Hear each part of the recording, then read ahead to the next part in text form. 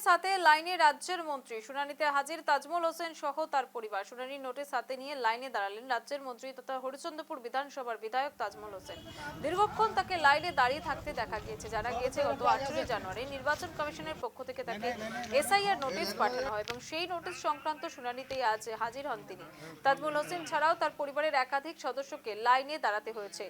SIR notice হাতে লাইনে রাজ্যের মন্ত্রী এবং তাকেও কিন্তু এসআইআর নোটিশ হাতে দাঁড়াতে হয়েছে। শুনানিতে হাজির তাজমল হোসেন সহ তার পরিবারও। এসআইআর নিয়ে গোটা বাংলা জুড়ে একবারে তোলপাড় চলছে এবং মন্ত্রীদের হাতেও কিন্তু নোটিশ। শুনানিতে হাজির তাজমল হোসেন সহ তার পরিবার। শুনানির নোটিশ হাতে নিয়ে লাইনে দাঁড়ালেন রাজ্যের মন্ত্রী তথা হরিচন্দ্রপুর বিধানসভার বিধায়ক তাজমল হোসেন।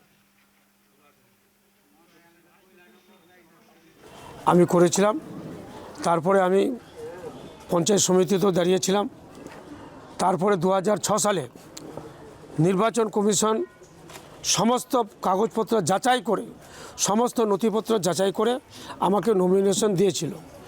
তারপরে আমি নির্বাচিত হয়েছিলাম 2006। 2011 সালেও নির্বাচন কমিশন আমাকে আমার সমস্ত নথিপত্র যাচাই করে আমাকে নমিনেশন দিয়েছিল। 2016 সালেও নমিনেশন দিয়েছিল।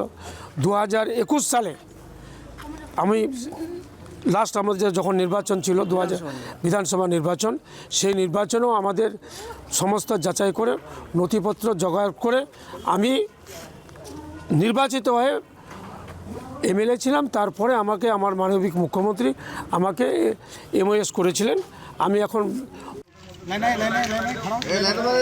দেখতে পাচ্ছেন সেই ছবি। এসআইআর নোটিশ হাতে লাইনে রাজ্যের মন্ত্রীও। শুনানিতে হাজির তাজমল হোসেন সহ তার পরিবার। আমরা এর আগে দেখিয়েছি যে অভিনেতা অভিনেত্রীরা তাদের কাছেও কিন্তু গিয়েছে নোটিশ, অর্থাৎ এসআইআর তালিকা থেকে কেউই বাদ নয়। বিএলওরা তাদের কাছেও নোটিশ গিয়েছে। এবার রাজ্যের মন্ত্রীদের পরিবারের কাছেও কিন্তু নোটিশ যাচ্ছে এবং তারাও কিন্তু লাইনে দাঁড়িয়ে এসআইআর এর নোটিশের মুখোমুখি হচ্ছেন। সেই নোটিশ সংক্রান্ত শুনানিতেই আজ হাজির হন তিনি। সরাসরি চলে যাবো, আমাদের সঙ্গে রয়েছেন আমাদের প্রতিনিধি তনুজ জৈন। তনুজ, এবার যে ছবিটা উঠে এলো যে মন্ত্রীর হাতেও কিন্তু এসআইআর এর নোটিশ, আর কি কি তথ্য উঠে আসছে? দেখো, যেটা জানা যাচ্ছে যে গত 18 তারিখ, সেই 18 তারিখে এসআইআর এর নোটিশ হাতে পেয়েছিলেন রাজ্যের মন্ত্রী তথা হরিশ্চন্দ্রপুর বিধানসভার বিধায়ক তাজমুল হোসেন। আর সেই নোটিশ অনুযায়ী এসআইআর নোটিশ হাতে নিয়ে একেবারে শুনানি কেন্দ্রে লাইনে দাঁড়াতে দেখা যায়। আর পাশাপাশি তার পরিবারের সদস্যদেরকেও সেই লাইনে দাঁড়িয়ে থাকতে দেখা যায়।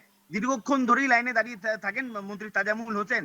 আর সেই লাইনে দাঁড়িয়ে থেকে একবারে সংবাদ মাধ্যমের মুখোমুখি হয়ে একেবারে বিস্ফোরক অভিযোগ করেন কেন্দ্র সরকার, পাশাপাশি নির্বাচন কমিশনকে আক্রমণ করতে দেখা যায়। আর পাশাপাশি গোটা ঘটনা সামনে আসতে একেবারে রাজনৈতিক চর্চা শুরু হয়েছে। আর বিজেপি যেটা অভিযোগ করছে যে তাজামুল হোসেনকে নোটিশ দেওয়ার কারণ রয়েছে, কারণ তিনি উত্তরপ্রদেশ থেকে বিলং করেন। উত্তরপ্রদেশের যাদব পরিবারের তিনি সন্তান।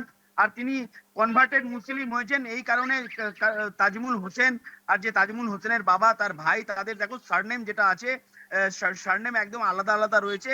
এই কারণে এই নোটিশ। আর বিজেপি যেটা নেতৃত্ব আরো যেটা অভিযোগ করছে যে তাজামুল হোসেনের যে কাগজপত্র তারা জোগাড় করতে শুরু করেছে।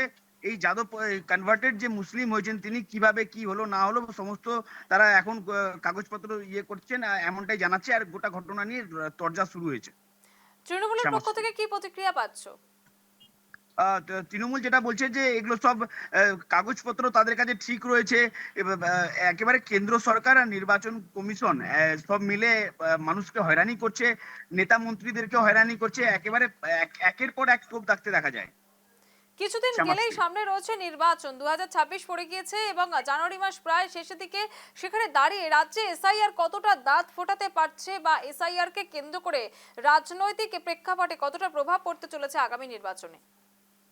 যেটা বিরোধীরা অভিযোগ যেটা করছে, যে বিরোধীরা যেটা বলছে যে তৃণমূল ভয় পেয়েছে, এই কারণে ভুলভাল কথা বলছে, মানুষকে উস্কানিমূলক উস্কাচ্ছে, মানুষকে ভুল বোঝাচ্ছে। এই কারণে মানুষ উত্তপ্ত হয়ে যাচ্ছে। আর বারবার হয়রানির অভিযোগ তুলেছে তৃণমূল, যে এসআইআর কে নিয়ে একেবারে মানুষকে হয়রানির মুখে ফেলতে হচ্ছে। আর অনেক দেখা গেছে যে বিএলও যারা ছিলেন তারা আত্মহত্যাও করেছেন, সাধারণ মানুষরাও আত্মহত্যা করছে। এই নিয়ে বারবার তোপ দেখেছে কেন্দ্র সরকার, পাশাপাশি নির্বাচন কমিশনকে। একবারে তনুজ, অনেক ধন্যবাদ। এতক্ষণ আমাদের সঙ্গে সরাসরি ছিলেন আমাদের প্রতিনিধি তনুজ জৈন। এবং এবার কিন্তু এসআইআর এর নোটিশ পেলেন রাজ্যের মন্ত্রী এবং তার গোটা পরিবার।